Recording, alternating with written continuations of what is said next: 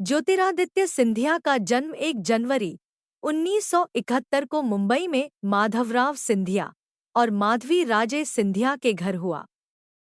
उनके पिता माधवराव सिंधिया एक भारतीय राजनीतिज्ञ थे, जिन्होंने राजीव गांधी की सरकार में मंत्री पद भी संभाला था। ज्योतिरादित्य सिंधिया ग्वालियर राजघराने के वंशज हैं। उनके दादा जीवाजी राजे सिंधिया ग्वालियर राज्य के अंतिम राजा थे। ज्योतिरादित्य सिंधिया की बहन का नाम चित्रांगदा राजे सिंधिया है।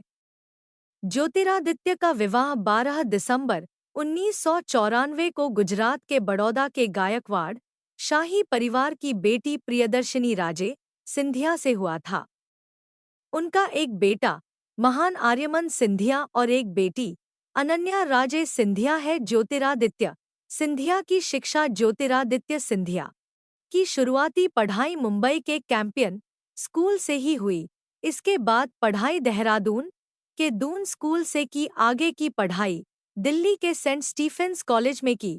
इसके बाद उन्हें आगे की पढ़ाई के लिए हार्वर्ड कॉलेज में एडमिशन कराया गया, जहां उन्होंने हार्वर्ड यूनिवर्सिटी के लिबरल आर्ट्स कॉलेज से 1993 में अर्थशास्त्र में बीए पूरा किया, जिसके बाद उन्होंने Stanford graduate school of business में एमबीए का कोर्स पूरा किया। ज्योतिरादित्य सिंधिया का राजनीतिक सफर ज्योतिरादित्य सिंधिया का राजनीतिक सफर अचानक शुरू हुआ।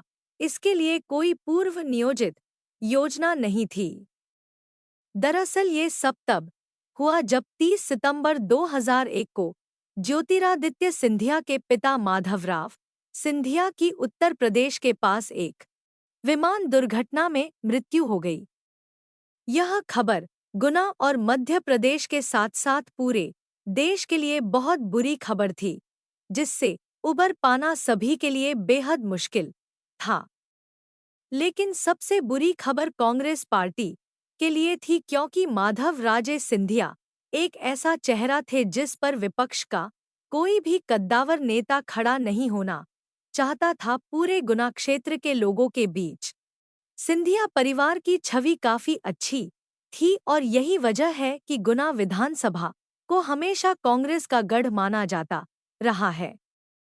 ज्योतिरादित्य सिंधिया के पिता भी इंदिरा गांधी और राजीव गांधी के काफी करीबी माने जाते रहे हैं।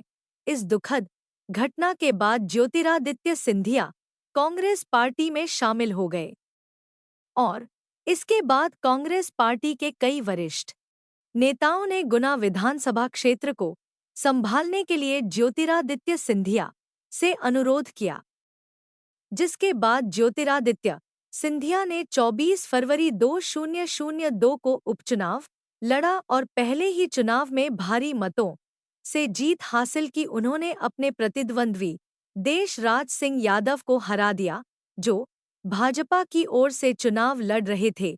उन्हें 4,50,000 मतों के भारी अंतर से हराया। मई 2004 में उन्हें फिर से गुना विधानसभा क्षेत्र से जीत मिली। 2007 में उन्हें पहली बार केंद्रीय मंत्रिपरिषद में शामिल किया गया।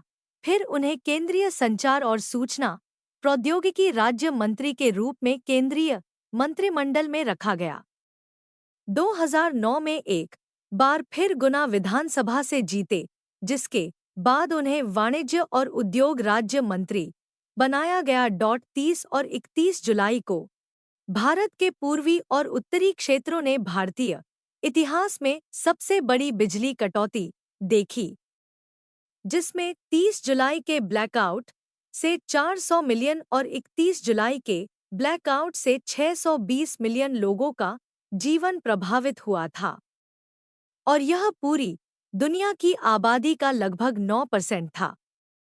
तभी भारत का योजना आयोग हरकत में आया और ज्योतिरादित्य सिंधिया को 2012 के ब्लैकआउट के पूरे प्रकरण को समझने और इसे फिर से होने से रोकने के लिए योजना बनाने का काम सौंपा, जिसके कुछ ही समय बाद ज्योतिरादित्य सिंधिया ने अपना काम शुरू किया और 2013 में उन्होंने बयान दिया कि 2014 तक भारत में दुनिया का सबसे बड़ा पावर ग्रिड होगा, जिससे भविष्य में लोगों को ऐसी किसी समस्या से नहीं गुजरना पड़ेगा।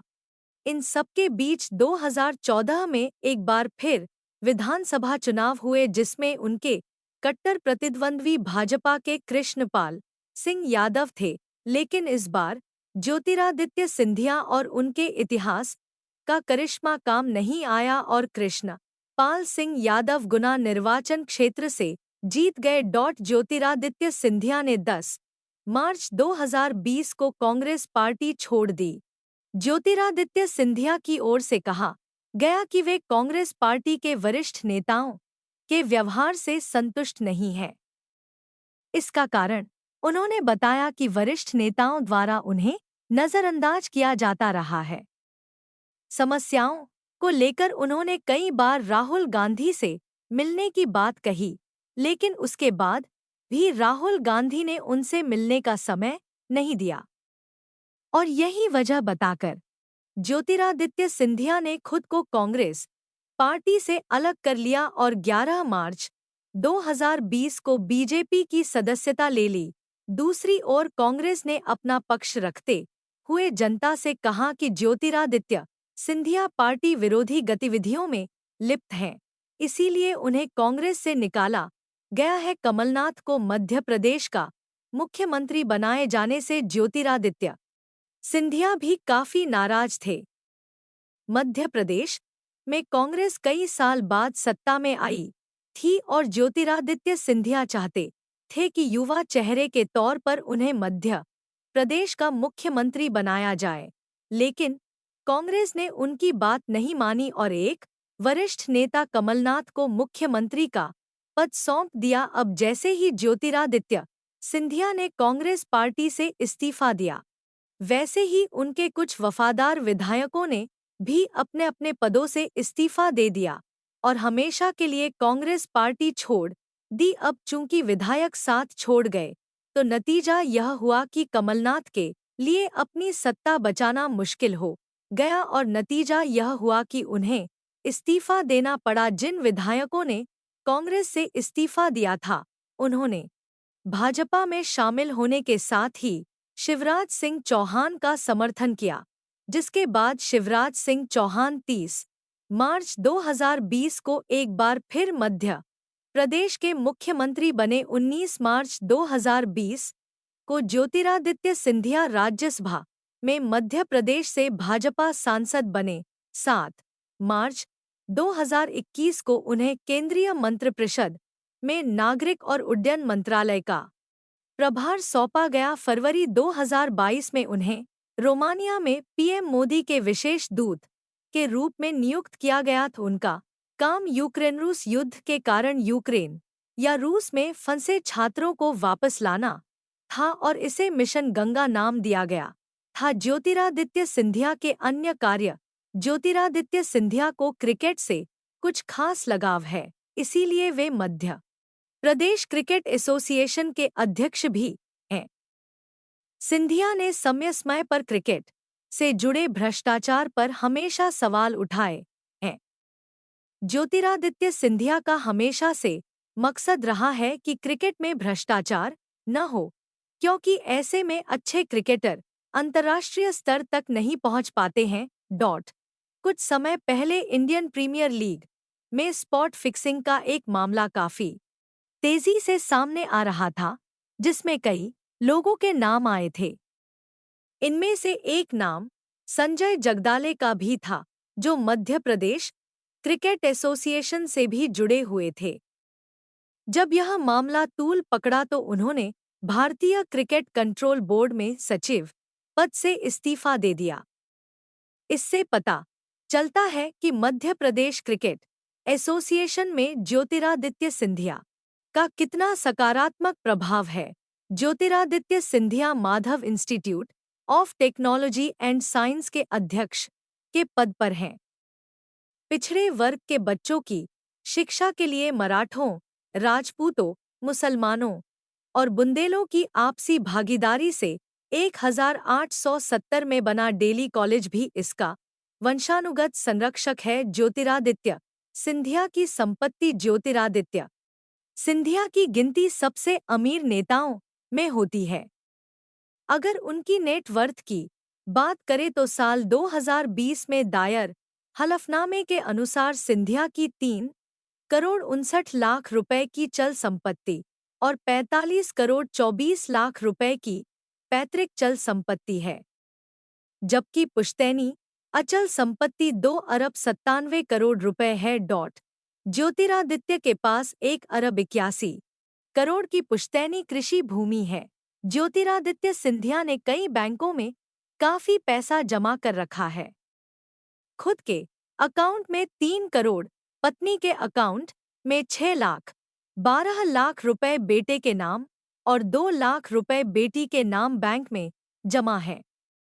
इसके अलावा इनके पास 12 करोड़ 67 लाख रुपए का गोल्ड और 16 करोड़ 34 लाख रुपए की चांदी है। यह सभी उनके दादा परदादा का है। इससे पहले उनके पिता और दादा ने भी काफी पुश्तैनी संपत्ति बनाई है।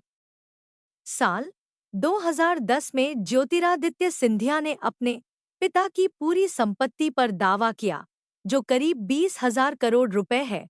हालांकि यह दावा कानूनी पचड़े में फंस गया, क्योंकि उनकी मौसी ने इस पूरी संपत्ति पर उनके एकाधिकार को लेकर सवाल उठाए थे और उनके खिलाफ मामला दर्ज कराया था। ज्योतिरादित्य सिंधिया का महल ज्योतिरादित्य सिंधिया के महल का नाम जय विलास पैलेस है, जो ग्वालियर मध्य प्रदेश में मौजूद है। इसका निर्माण साल 1874 में ब्रिटिश राज में ग्वालियर रियासत के शासक जयाजीराव सिंधिया ने करवाया था। यह पैलेस यूरोपीय वास्तुकला का एक प्रतीक है, जिसे सर माइकल फिलोज द्वारा डिजाइन किया गया है।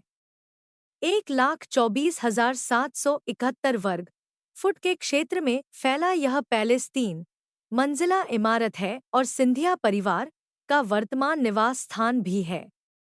मीडिया रिपोर्ट्स की माने तो 1874 में यह पैलेस 1 करोड़ रुपए में बनकर तैयार हुआ था, लेकिन वर्तमान में इसकी कीमत 4,000 करोड़ रुपए से भी ज्यादा बताई जाती है। जय विलास पैलेस में एक बड़ा डाइनिंग रूम है, जिसमें खाना परोसने के लिए डाइनिंग टेबल पर ट्रेन चलती है। इस पैलेस में 400 कमरों है, जिसमें से 35 कमरों को संग्रहालय बना रखा है। संग्रहालय में मराठा सिंधिया राजवंश, चांदी के रथ, पालकी, चांदी की बग्गी, पुरानी लग्जरी कार, झांसी की रानी की ढाल और औरंगजेब और शाहजहां के शासनकाल की तलवारें हैं।